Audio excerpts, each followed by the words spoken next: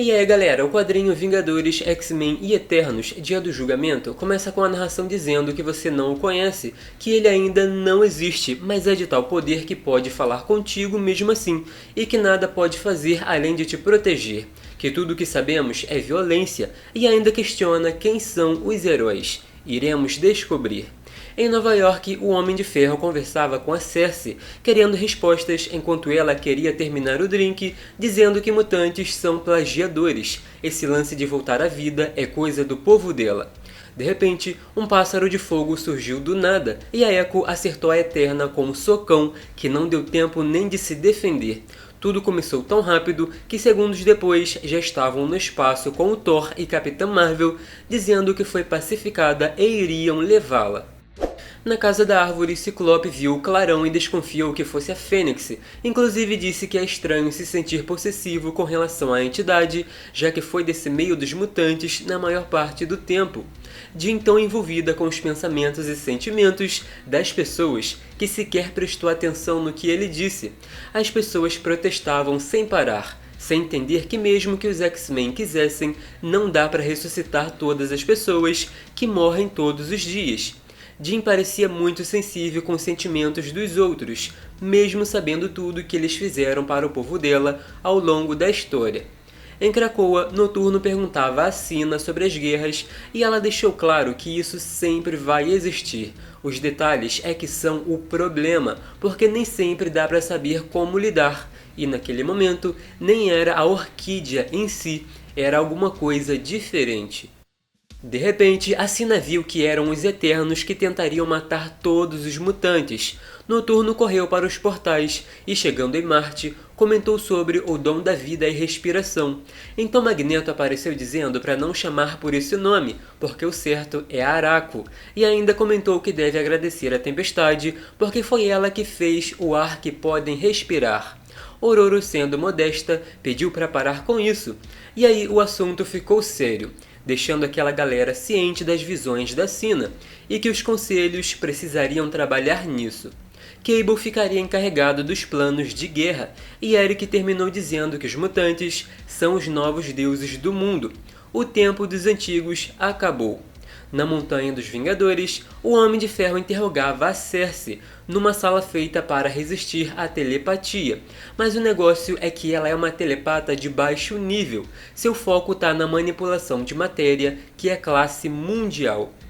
Ainda assim, o assunto continuou com ele querendo saber por que os Eternos estavam se aliando ao Thanos nos últimos meses. Os heróis só ficaram sabendo quando o mundo já estava perto de ser destruído. De acordo com a moça, existem coisas que só os Eternos podem saber e só eles podem parar. E ela se arrependeu das coisas que aconteceram e no fim das contas conseguiram impedir. Mas claro que os Vingadores não vão aceitar tão fácil, já que atacando ou não atacando os mutantes, os Eternos deixaram todo mundo com medo. Quando o Capitão América se aproximou com seriedade, ela viu que as coisas eram realmente sérias, e o Tony comentou que tem se preparado e estado de olho. Na semana anterior, um pico enorme no Oceano Pacífico que foi cortado instantaneamente, como se fosse um teste. Nesse momento, Cersei comentou que muitos seres usam energia cósmica, mas não quer dizer que seja para uma guerra. E se o Tony não fizesse esse show todo, já teria contado tudo o que sabe.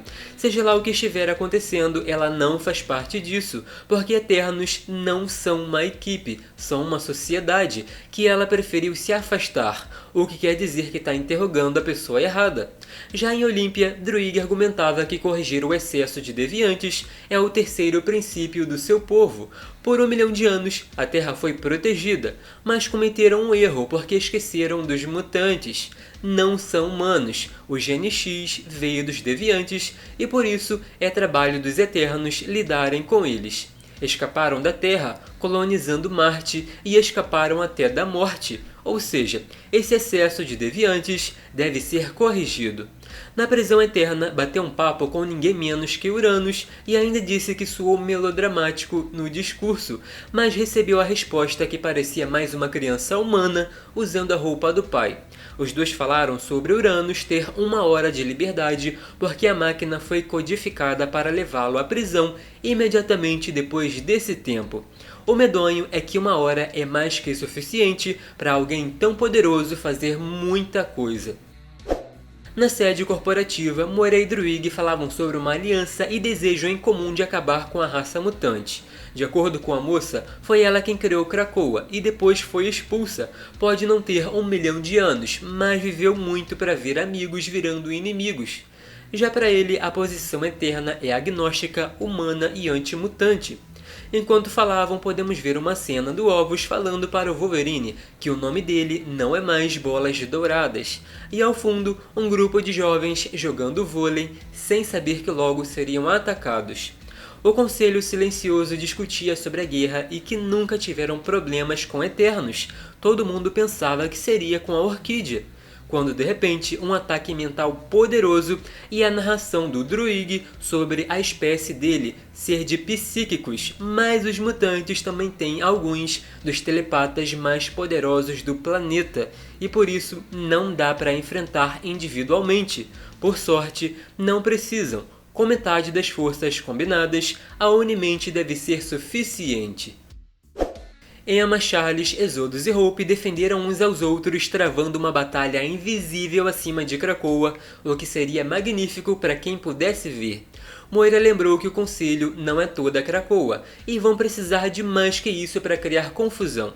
Por isso, houveram mais distrações, como um ataque aéreo equipado com armaduras de guerra. Nesse momento, podemos ver cenas dos X-Men entrando em ação para proteger a ilha, porque transporte não é problema, já que a equipe tem a magia. Continuando o assunto, falaram sobre os 200 mil que vivem em Krakoa, mas em Arakko são mais de 1 milhão criados na guerra. Porém, Druig lembrou que agora já podemos dizer que tem bem menos de 1 milhão. Um clarão foi visto no Grande Anel, e aquela galera foi pega de surpresa enquanto Cable explicava os planos da guerra. Uranus não deve ter dado sequer chance de uma luta. Druig comia tranquilamente explicando a Moira que a natureza do povo deles é diferente, porque quando o planeta deixar de existir, os Eternos vão continuar renascendo e os mutantes dependem de um grupo trabalhando em conjunto.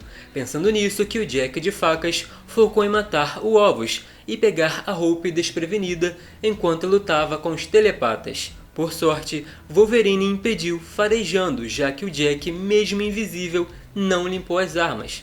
Para proteger a Hope, Logan usou o próprio corpo e entrou em contato com a Jean sobre estarem atrás dos 5, que por sua vez avisou a todos que deviam proteger a equipe, o que impediu a conclusão do plano, mas o Eterno tranquilizou a Moira, afirmando que eles têm muito tempo para resolver tudo isso. Por sorte, tinham ovos disponíveis e os 5 ficaram bem. Noturno conseguiu voltar para Krakoa. Jean ouviu um grito vindo diretamente de Marte, e a Hope logo notou que o pai tinha morrido, que também foi ressuscitado rapidamente. As cenas mais sinistras do capítulo vieram com Uranus massacrando o povo de Arakko enquanto fazia contagem regressiva para voltar para a prisão. Ali podemos ver muitos ossos, o elmo do Magneto e os óculos da comandante Brand, o que indica que também foram assassinados. Até o ambiente parece ter sido danificado. Assim que o vilão voltou, disse que vão precisar da sua ajuda e por isso pegaria mais leve, mas Druig não deu muita atenção e ainda disse que antes disso tem os Rex que logo entrarão em ação. Voltando para os Vingadores, Cersei dizia que Druig é um idiota e vai fazer qualquer coisa pelo poder agora que está no comando. Foi aí que o Homem de Ferro captou um ataque em Krakoa e picos de energia na costa ocidental dos Estados Unidos. Para surpresa de todos, Druig falava pelos dispositivos de tecnologia, porque telepatia seria intrusivo e grosseiro, provavelmente querendo alfinetar os telepatas de Krakoa. Ali continuou dizendo que mutantes são uma ameaça para a humanidade e que ultrapassaram os laços naturais, mirando na dominação através de mundos e eternidade. Os Eternos pedem desculpa por deixar isso ir tão longe, mas que podem ficar tranquilos porque vão proteger o mundo assim como fazem há mais de 1 milhão de anos. Porém, a humanidade não deve ficar com medo das máquinas da morte gigantes que emergiram da costa ocidental dos Estados Unidos da América. Não são máquinas da morte, são as Rex Eternas e grandes ou pequenas trabalham na proteção da humanidade. Dito isso, todas as pessoas em qualquer região costeira devem se proteger o mais rápido que puderem, porque é bem provável que isso vire uma bagunça. Detalhe que um navio de carga, que já é enorme, ficou pequeno em comparação com as Eternas. Enquanto isso, os Vingadores comentavam sobre manter a Cersei presa porque sabem que ela não contou tudo o que sabe. Depois, o Homem de Ferro entrou em contato com a Jaqen e Makkari que mantinham o Senhor Sinistro preso, porque sabem que ele é muito inteligente e tem tudo o que precisam para ajudar a dar um fim nessa confusão. O plano é criar um novo Deus que vai reescrever as Escrituras e acabar com essa guerra. Os Eternos não podem ser derrotados, porque sempre vão retornar, e tudo que existe será nada além de pó. Quando Tony questionou como criar um Deus tão rapidamente, a Jaqen disse para olhar ao redor, porque dentro daquele celestial supostamente morto tem tudo o que precisam. Chegando ao fim, aquela narração pergunta mais uma vez quem é o herói e responde que descobriremos de uma forma ou de outra. Mas e aí, estão gostando dessa nova grande saga? Comentem aqui embaixo, não esqueçam de deixar aquele like e se inscrever porque ajuda muito no crescimento do canal.